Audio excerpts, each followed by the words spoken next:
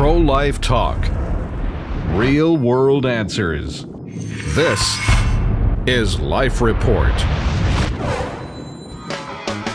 Welcome to Life Report. I am your host, Josh Brahm. We're back here with my good friend Stephen Ertelt from lifenews.com. Thanks for joining us again. Good to be here with you. When you work full-time in the pro-life movement, you tend to see certain things over and over and over. That's right. That can be frustrating because we really, really want to end abortion. We do not have a problem with all pro-life people.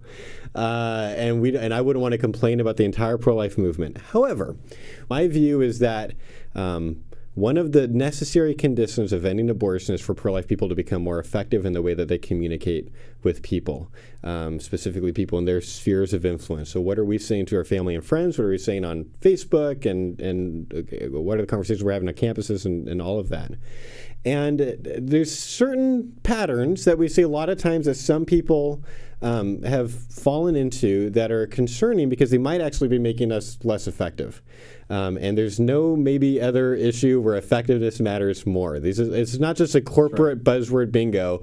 Effectiveness in the pro-life movement, like we're talking about life or death here, based on the kinds of things that we say. And so what Stephen and I wanted to do is talk a little bit about this to try to help people maybe consider some things that we maybe shouldn't do anymore. And I know some people who listen to Life Report, they don't do any of these things because I've seen Life Report fans do really, really good dialogue. So for sure, we're trying not to make any blanket statements, but there's certainly things that we see a lot of people doing, and those are, so Stephen's come up with a great list. In other words, it's the how many people can we upset in one episode list. I'm going to get so much hate mail for this, I already know. Okay. To be fair, we do need to say this. Okay, to be fair, this was my idea. So I'm going to absolve you of all responsibility for this list and anything that's said. Here we go, number one. Okay, so I have right here my top 5 pro-life pet peeves about pro-life people. Some pro-life people. Some pro-life people. Again, let's disclaimer this as heavily as we can, just so we don't get any threatening letters. Yeah. Okay. The first thing is condemnation of women who have abortions. This is really a pet peeve of mine. Unfortunately, we see a lot of pro-life people in the movement that talk about women in very unflattering terms who have had abortions. And a lot of us in the movement understand women are second victims in abortions. And it's not to absolve them of responsibility. It's not to say, you became pro-life or you found God or whatever happened after your abortion to turn your life around. So we're just going to forget about what happened. Clearly, we understand a baby died in an abortion, and nobody understands it better than the mother who terminated the life of her own child, her own son, her own daughter, who could have been a baby that she loved, that she cared for, a child that she saw from birth to, leaving for college and all the great things that happened during the time span of a child's life. So we're not trying to legitimize the abortion in any sense. But what we want to do is we don't need to condemn women. And I want to give you some examples of some very recent things that I saw. We've posted news stories at Life News on our Facebook page. One of the recent news stories was on Tanya Reeves. She was a young woman who died in an abortion at a Planned Parenthood in Chicago, Illinois. And the pro-life movement, February of this year, was a 1-year anniversary of her death. And so the pro-life movement has been raising that flag to say, hey, Planned Parenthood not only kills unborn children in abortions, some women also die in abortions at Planned Parenthood.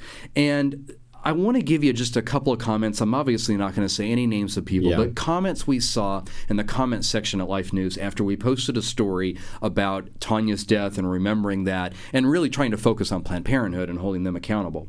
One of the comments was, this is really sad, but she chose to have an abortion.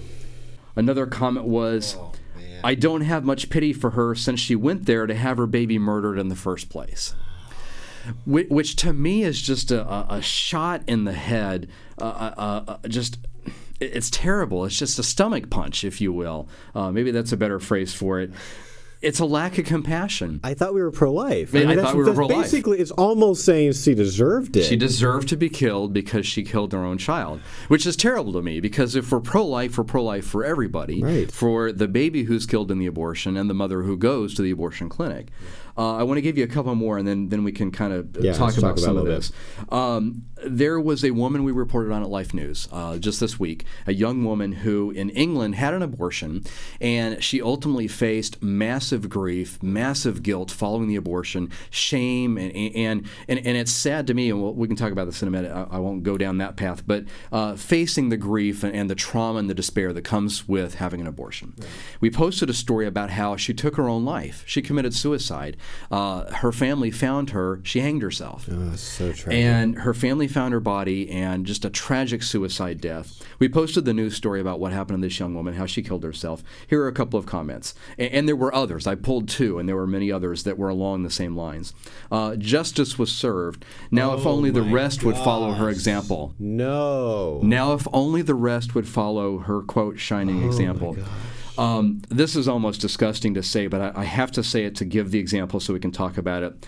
The comment was, she was a whore for having sex outside of marriage. She reaped what she sowed. Now, to me, my first thought is, as a Christian person, I go back to not even a parable, but a real example of Christ and how he dealt with somebody in a similar circumstance. It wasn't an abortion circumstance, but it was something similar. And that's obviously the woman caught in adultery. Right. Just a quote from a couple of biblical verses. First, we start off with this concept of God did not send his son into the world to condemn the world, but to save the world through him. And then directly from that story of him dealing with the woman caught in adultery, he ultimately, after, as you remember the story, all the religious leaders come and they want to stone her to death. They want to take her life because under Old Testament law, that's what should have been done for a woman caught in her circumstance. Jesus says to her after talking to them, and you know how the story ends, they all eventually leave when he asks, who here without sin can cast that first stone? One by one, starting with the elders. They all eventually leave one by one. The younger ones follow suit after the older religious leaders, and then eventually there's nobody left. Jesus says to the woman at that point, is there anybody there to condemn you? Obviously, she responds, there's nobody left. And he says, neither then do I condemn you. Go from now and no longer sin. And so which is really important. He doesn't just act like she'd never sinned. There's no problem. Go and sin no more. Yeah, there's not forgetting about it. It's not to just say, oh, yeah, it's hunky-dory. Yeah, you committed adultery, whatever. I'm just going to ignore it and we'll just pretend it never happened. It's make a lifestyle change. Go from your life of sin to a life without sin. Go from making decisions that are poor decisions, and abortion clearly is a poor decision, to making decisions that are godly decisions. Right. Go from having a life where there's no relationship with Christ, where decisions are based on self, to a life where decisions are based on God and based on biblical values.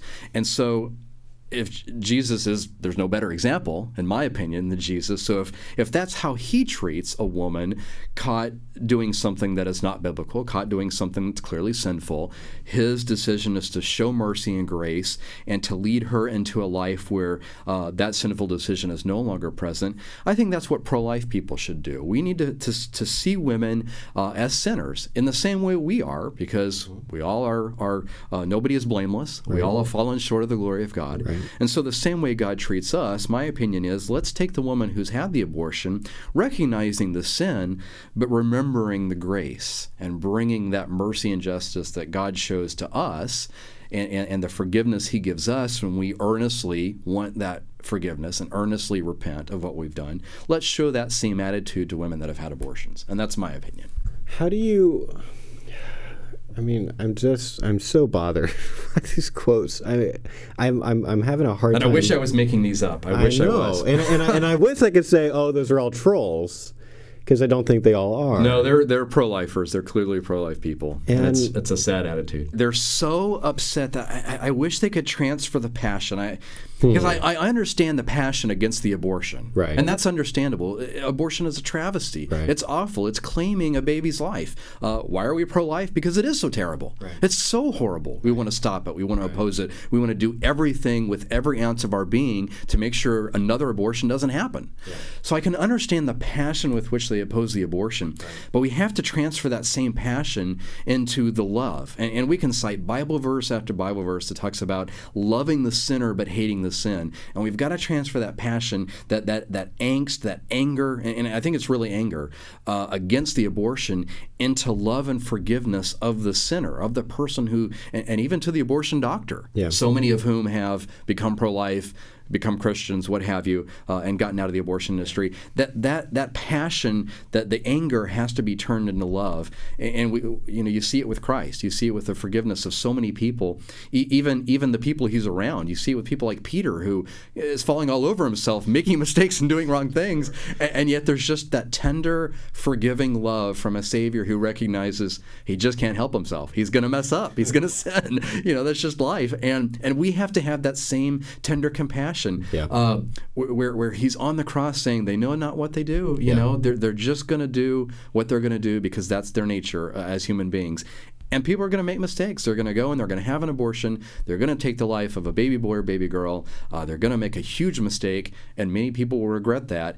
And we need to show them that love. And instead of taking that as an opportunity to bash them because we hate abortion, we need to take that as an opportunity to love them and bring them restoration. And it's sad that doesn't happen. I want us to move on, but I'm just going to say there's going to be two things that I'm going to link to in the show notes. If you go to prolifepodcast.net/192, for episode 192. I'm going to link to two things I think for people that want to think more about this that I don't have time for us to get into right now. One is a former Life Report episode that we did with Steve Wagner and Rebecca Haschke, and we talked about how should we talk about women who've had abortions, because it seems like there's two extremes. We've talked about the one extreme. That's about as extreme as it gets. Sure. But we talked about the other extreme of people that wanted to say, oh, that's okay, that's no big deal, everybody makes mistakes.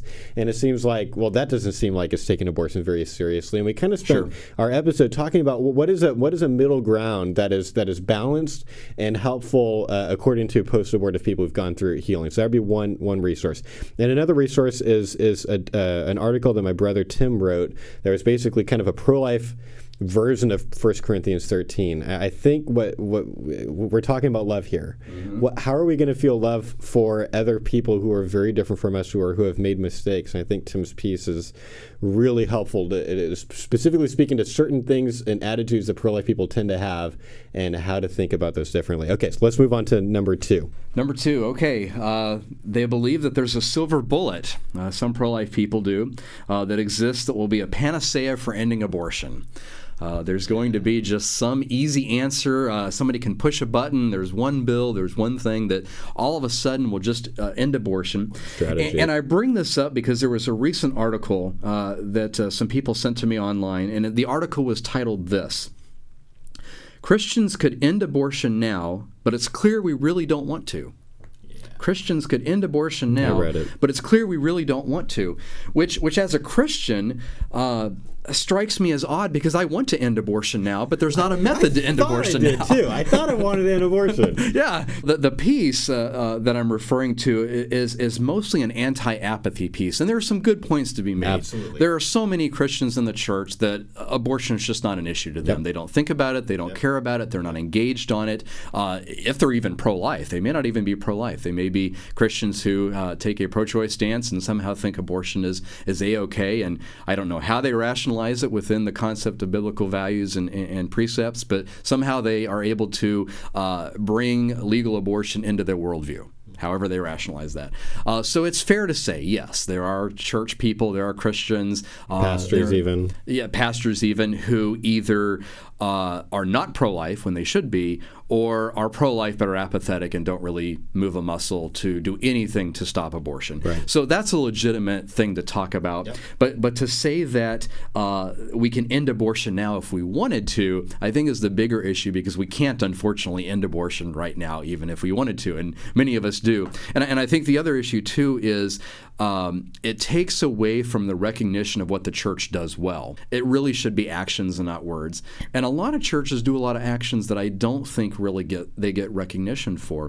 For example, the church that I attend is a big evangelical church. Now, admittedly, my pastor doesn't talk a lot about abortion. I've heard him mention it a couple times from the pulpit, but it's not something that's brought up on a routine occasion. And that's fine. I don't have a problem with that, because as Christians, there are hundreds of other issues we deal with in the church from divorce to dealing with relationships and marriage and family issues, all sorts of evangelical issues. How do we bring the gospel to sex trafficking and other social issues Christians ought to be conscious about? So there are tons of other issues that need to be talked about along with abortion in a church setting. So that doesn't upset me. But I think what happens is the church doesn't get recognition a lot for what it does do. And behind the scenes, our church does quite a bit to help people. And we just talked about post-abortive women.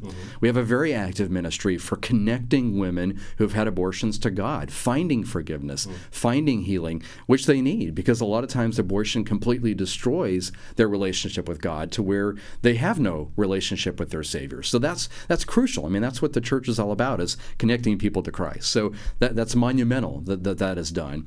Helping our local pregnancy center, providing options and alternatives. I mean, we do all the campaigns for the pregnancy center, the baby bottles, and giving the money to supporting the walks that they do, the banquets they do. We're vitally involved in our local pregnancy center. So lots of things are happening.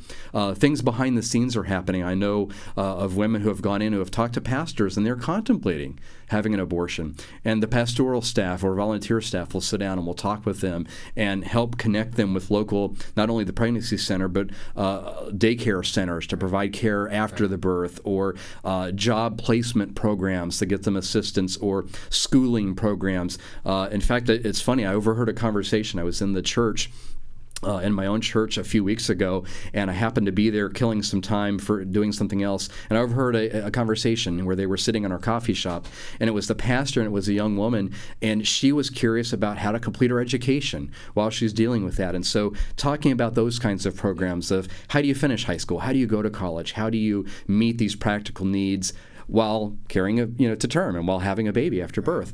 So our church does all sorts of things, and I don't think the churches get the credit they need. Yeah. And then back to the issue of the silver bullet, which I know is the one you probably want to talk about. I mean, I read the article, and there's like two others that are related from the same author. Okay. And I think like my concern was it doesn't deliver on the promise. I mean, it promises not only a 1-day plan to end abortion, but a 1-minute plan to end abortion. And basically what it is, and I agree with him against apathy. We're completely agree. That's not the I like this guy. I have no bone to pick with this guy. I'm just concerned about the way the article is written, because it basically says if every pastor spent 1 minute on Sunday morning talking about abortion, like the church would unify and we'd rise up, and then kind of at the very end kind of trails off, and then we'd end abortion in quotes overnight.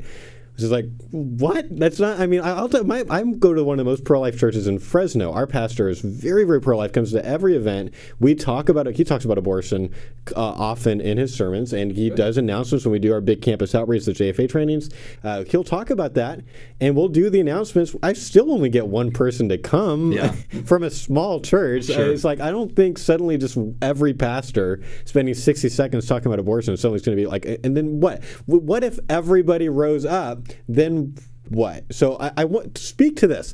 Help people understand why this isn't just simple. I mean, I've heard one person say if every church member, if every Christian, or even just 10% of the Christians or 1% of the Christians blockaded all the abortion clinics, then they would get shut down, like, because they'd run out of business eventually. We would have thousands of people in jail.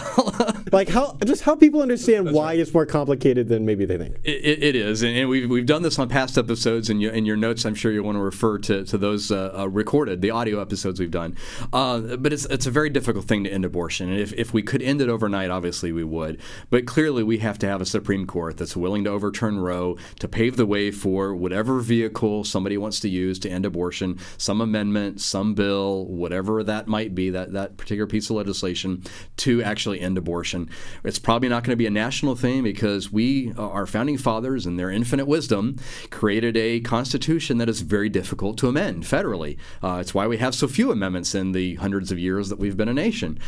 And so it's very difficult to have a federal amendment that will ban abortion, that will protect every unborn child from abortion in every single state in the country. We ought to have that. That's the ideal, but it's virtually impossible to get that through Congress, to have all the votes, which today we don't, to get that through all the state legislatures that it has to get through to ratify.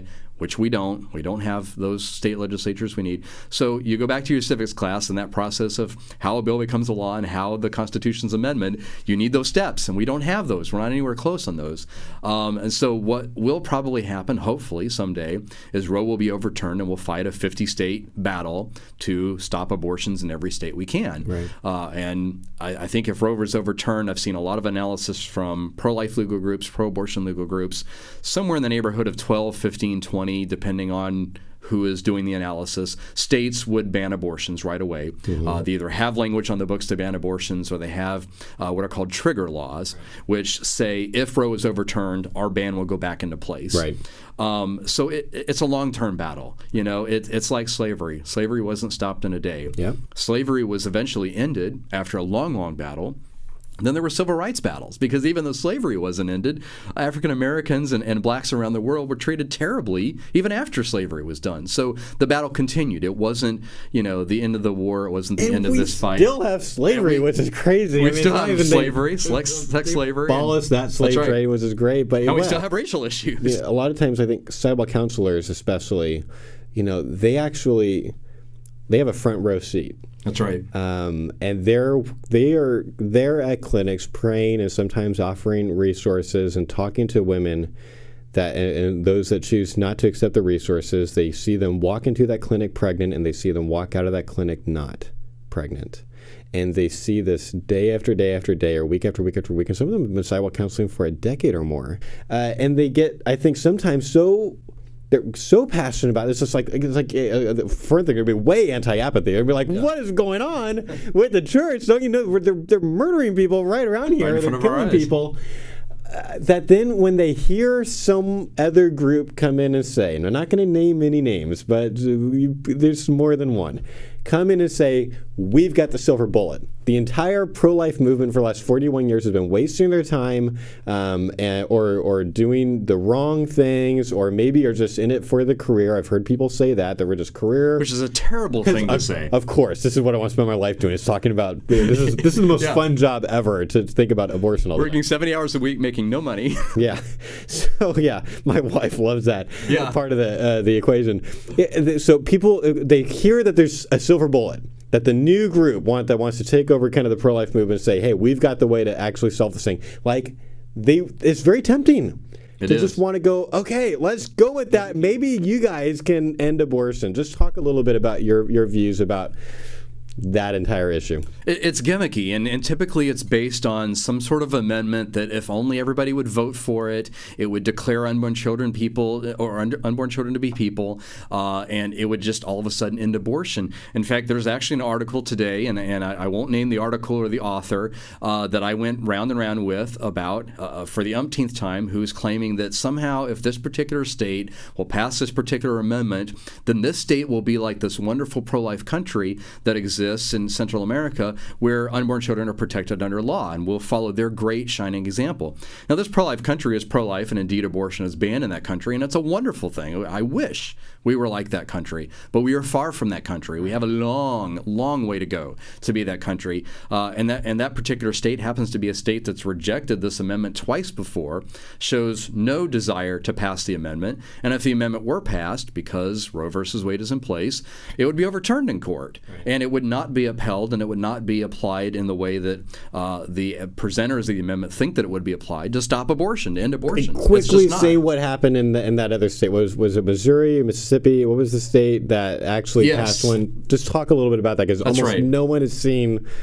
That's right. Yeah, life at conception language has been around a long time, and it's not this newfound idea that's this magic bullet, silver bullet to end abortion. It's actually been around a long time. States back when Roe versus Wade was a new idea, was a new decision from the court, were grappling with this issue. Not only were we talking about it federally at the Supreme Court, but individual states were dealing with abortion, and what are we going to do? All of a sudden, abortion's legal. How can we limit it? How can we restrict it? How can we try to protect unborn children now that the Supreme Court said it's got to be legal? Well, the state of Missouri, for example, passed all sorts of pro-life laws, and in their state constitution, they had a sentence that said, well, life begins at conception. That's when human beings come into play. It's not at birth. It's not at some arbitrary time period between conception and birth. we believe life begins right then. Union of sperm and egg. This is it. Science says so, and we believe it. That was their position. And they passed pro-life laws to limit abortions in the way they thought they could under Roe. Well, eventually their laws went to the Supreme Court. Planned Parenthood sued, and the pro-abortion side wanted to get them off the books. And so in the Webster case in 1980, the Supreme Court looked at their laws, their pro-life limits on abortion, and they also looked at this life beginning at conception part. Right. And ironically enough, even Justice Rehnquist, who was one of the two dissenters in Roe, along with Justice White, who said we don't want abortion, wholesale, he even agreed this language that says we believe life begins at conception doesn't apply to abortion law. It's merely a statement of position. And so Missouri has every right to say, this is what the court said. Right. And it was this decision, this Webster decision in 1980, followed on the same thing that was said in Roe, that because they also evaluated a state that said life begins at conception. Well, in 1980, the court said, with Justice Rehnquist and everybody else agreeing, the state can say life begins at conception, but it doesn't affect abortion at all. It doesn't make abortion illegal. It's simply the state saying, well, that's what we prefer. Or that's what we think. This is our position. It's our position. You're not the Supreme Which everybody Court, else can say, well, that's nice. We can say as pro-lifers, well, absolutely, you're right. Of course life begins at conception. The abortion industry and their abortion clinics can say, to heck with you. We don't care what you think. Abortion's legal. We're going to do abortions because it doesn't apply to abortion law. And so these amendments that say life will begin at conception and them supposedly being a be-all and end-all that will stop abortion, they're not. One of two things will happen. They'll either be overturned. Judges will say, well, it runs afoul of Roe versus Wade, and you can't ban abortions because this is what Roe says. The Supreme Court right now, which is pro-abortion, 5-4, will at least 5-4, will say, yep, they're either not going to take the case, which is likely, or they're going to say, we're going to reaffirm Roe, and yep, we still believe in Roe, and that's all fine and dandy. We want abortion. Or they'll go back to this Webster decision and they'll say, well, that's great that you passed it, but abortion is still legal in your state. You can say this is your position, but the abortion clinics can just keep on trucking. So as bad as abortion is, because of the way the legal system is in America, there is no silver bullet, both in legislation or in strategy. It's not like suddenly, well, if we just picket churches with graphic pictures, or if we suddenly do these different strategies that certain groups are saying we ought to be doing, there's no silver bullet. We are in this for the long haul. It's a marathon and not a sprint. That's our show. We're going to finish the list in the next episode because we are out of time, and the ones we're really going to probably debate is in the next episode. So stay tuned. This has been our show. Remember, you can have an impact on any conversation if you remember to ask good questions, listen to understand, and find genuine common ground when possible. That's our show. Now go talk to someone. You've been watching Life Report, pro-life talk, real world answers. Life Report is produced by Right to Life of Central California. Visit their website at fresnoprolife.org.